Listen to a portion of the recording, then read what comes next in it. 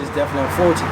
And like I said, I want to say this too because I always love things you knew about hip hop, and I like when you was talking about Wayne influence and how his the way he influenced so many people and the evolution of Wayne and how he still never took credit for saying that he created the drink and all that. He still gave Texas their credit, but you just felt like he popularized it. So and I agree with that because I said something like that before that went viral on Say Cheese, and I saw a video you did and I was like, man, dude, American politician, his shit and all that. Yeah, see with that Wayne situation too, with me it was kind of like,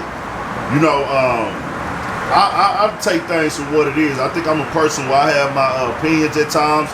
Sometimes my opinions might offend people, right? But it's never from a place of malice or to tear people down. You know what I'm saying? But me being an H-Town nigga saying drink and serve and go through the eras of sipping drink and lingo for drink, lean, serve, all all these things. I seen it and being right here with it. You know what I'm saying? Growing up with it, even fucking around with it myself at times. You know what I'm saying? Where I know what we did and how our music was with drink, and I know what Lil Wayne did with drink. Where a nigga from H-Town to say, pour up a cup of drink, or I'm gonna pour up a four, or I'm gonna pour up a deuce, deuce in a root beer, or they thing muddy. But using the heavy metaphors with the drink, Paul Wall was slick with it, Chameleon that was slick with it.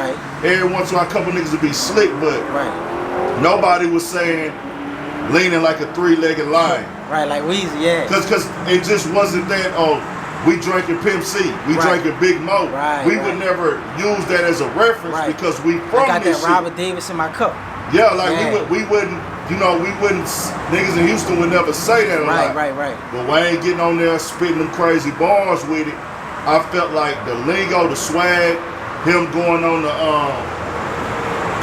to award shows and doing interviews with it.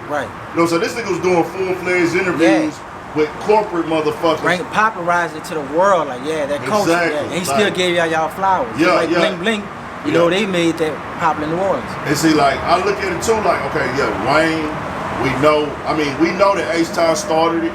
We influenced the whole world, but I just give Wayne his card on, okay, nigga, I got everybody kind of making it like this like a whole trend. I know the difference.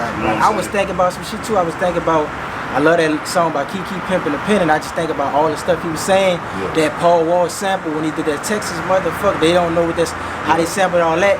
And I always liked the way that Texas had that state pride. And I always felt like I wish we did a little more Louisiana. But I was thinking about something because my brother was a big UGK fan too. And I remember that song of Too Hard to Swallow called I'm So Bad. And Pimp C was saying about, bitch, you get on your knees, ho. Get on your knees, and Ratchet bitch, whatever.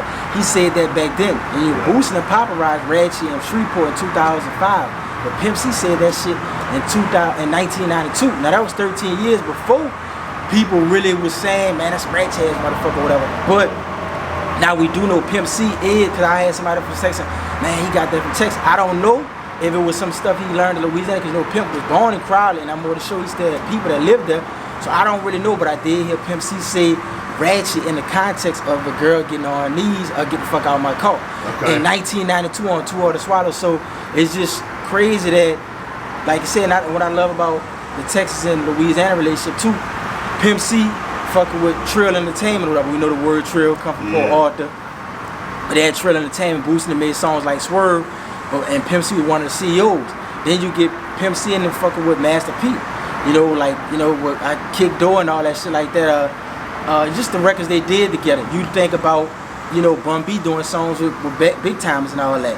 You think about how Master P and them was influenced by the Ghetto Boys and Lil J. So to me, Texas and Louisiana always been locked in or whatever. From like I said, from Baton Rouge to New Orleans, all over the H-Town, Port Arthur, they always been love with Texas and Louisiana. To me, you look at the history of it. For sure. Now, man, in the rap game right now, bro, everything real universal, though, man. The lingo, to the internet, it's crazy. To the internet, and all the other things of that nature, the fashion, everything, bro. You hear the word op, everybody say the word op. You know what I'm saying? Everybody said if it's up, then it's stuck. If it's up there, that's Baton Rouge. This or that, it's everywhere with it. So when you see that, what you think about that, bro? Do you think like niggas should like kind of be sticking more to their roots or where they from with it, or? I mean, I think in hip hop we always still border a little lingo, because in New Orleans we say stuff like son, and that come from New York. But we still might mean it like how babies be saying like Wayne is his son. Like, you know, if you under me, that's your little son or whatever. That's how people's using it too. And people still say son, but I feel like everybody still border a little, just like Trill. I mean, people still say that even though that's a Texas word, the origin of it.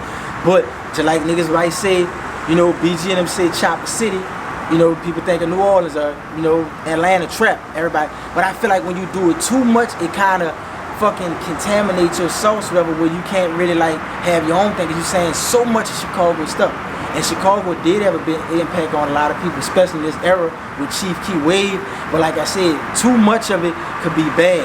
So you can still borrow the Lil lingo, but when you just take all that nigga shit, I just feel like that hurt. But everybody borrows stuff, but I feel like the internet made everybody kind of do it a lot more, because you see what they're doing in Texas, you see what they're doing in Detroit, you see what they're doing in you know, in Chicago, and everybody doing it. And then if your sound, if you go to make it, all your beats sound like drill beats, the nigga be like, why the fuck I'm gonna listen to somebody from Houston or New Orleans or Atlanta rapping like this if I could just listen to dudes from Chicago that's really from the turf, really from that place. That's how I feel. I feel like it kind of hurt. Like Soulja Slim said, first thing be original, because if you get your own style, nigga, feel you more.